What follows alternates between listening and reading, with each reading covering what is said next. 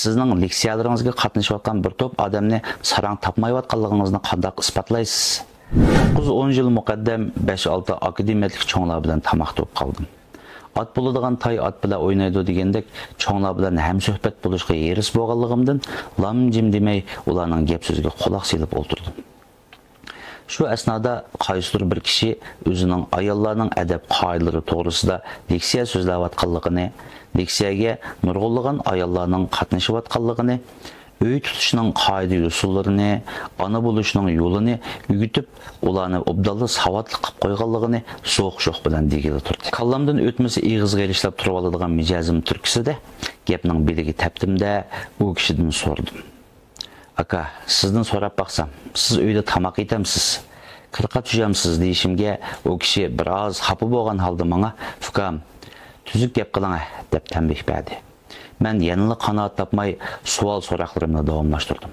Undaqda siz feminizm tadqiqoti bilan shug'ullangan qanchalik vaqt bo'ldi? U kishi biroz hangi qilib javob berdi. Odam tushungidek gap qiling deyman. U kishining paykari uchishga boshladi. Men uningdan yana so'radim. Undaqda siz qancha bola tug'ib baqdingiz? Shundaq deyishimga u kishi menga qarab, "Ukam, sen meni sarang tepayotgan o'xshamamsan" deb vaqirab ketdi. Men uningga sizning leksiyalaringizga qatnashayotgan bir to'p odamni sarang topmayotganligingizni qanday isbotlaysiz? Shundaq deyishimga u kishi o'rnidan turibla teshig'i mangdi. Aradan bir akamiz uni bezlab o'ldirishga taklif qildi. Men og'zimni yumdim. Mushundaq ish faqatli kallamdan o'tmaydi.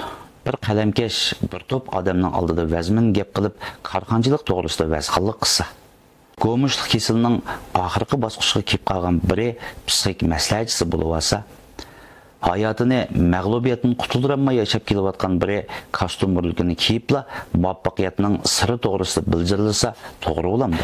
Mening qarashimda har qanday kasbni qilishga yaraydigan kasb ahli qilsa nurg'un ishlar iziga tushmay qolmaydi. Shunga ko'nlarda qushqash bo'lsin, qassob so'ysin deydigan oddiy ammo vaznlik ibora bor.